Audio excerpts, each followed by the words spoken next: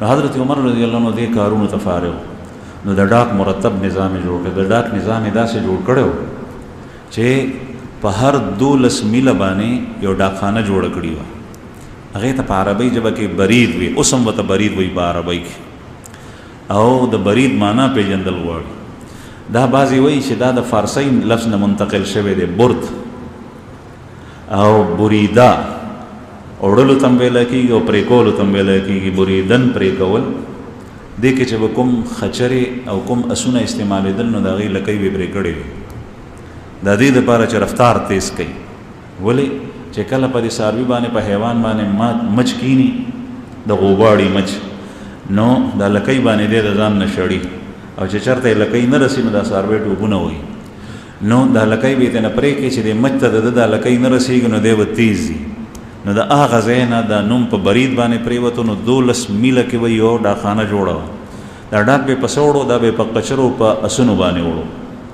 د مدینې منورې نه به ډاک روان شو 12 میله فاصله کې. نو دې ډاک والا به په اس باندې دا تیله ځان سره مخې ته ایښي وه د خطونو، او د دې ځای نه به 12 میله اس غلولو، په هغې کې به ایسارېدل. نو هلته په هغه برید باندې به هغه طرف ته بل اس، هغه سور ولاړو تیار چې څنګه به دی ورسېدو، هغه ته به یې غوټه ورکړه، هغه به واغېسته، ده ته به یې د مدینې ډاک ورکړو، دی به مدینې ته واپس راغله. نو دا 24 میل مزل شو په اس باندې یو طرف نه او بل طرف نه. هغه به بیا په مخ کې تلو. نو شام ته به ډاک په ورځ باندې رسېدو.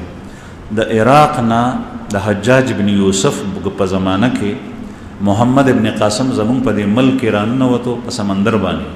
دغه ټایم کې د هغه وخت د هندوانو حکومت، او چې کله په سمندر باندې رالو را دننه شو تر ملتانه پورې هغه راغلی دی.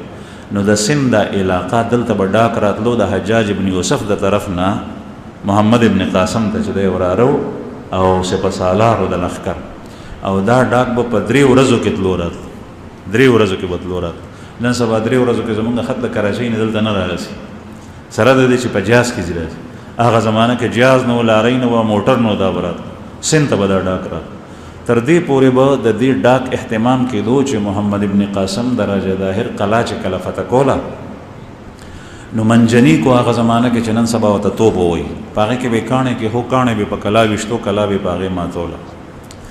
نو محمد ابن قاسم خط ولیکلو حجاج ابن یوسف ته. حجاج ابن یوسف د دې امت صفاق تیر شوی دی، ظالم، وینې تویونکی، لیکن ډېر زیرک او هوښیار سړی و، بعضې امورو باندې ډېر ماهر و. ورته وی چې صاحب منجنیک مې لګولی دی او قلا نه فتح کېږي. وی دغه توپه تا کوم ځای ښخه کړي ده؟ وی داسې داسې اطراف یې ورته ټول بیان کړل، په دې ځای کې مونږ لګولي ده. نو وی چې په دې ځای کې نه، دلته کې دا توپه ولګو نو دا ګزار به سم ځي او دا به فتح شي. چې هغه ځای کې ولګوله نو قلا فتح شوه. نو دا دومره خبرې د تپوس کولو، دا رابطه چې کېده دا په موبایل نه کېده ښه، او په ټلیفون باندې نه کېده، او په بل یو څیز باندې نه کېده، په جهاز او په موټر باندې. دا په دې خط کېده، او دا خط به په ډاک په ذریعه باندې تلو، او دا بیا جواب راتلو. نو دومره زر به دا سوالونه تپوسونه کېدل. هغه محاصره کې دننه دننه د هغه په وینا باندې هغه قلا فتح شو. نو په هغې کې کسان مړ شو، دغه پکې بیا مړ شوی دی.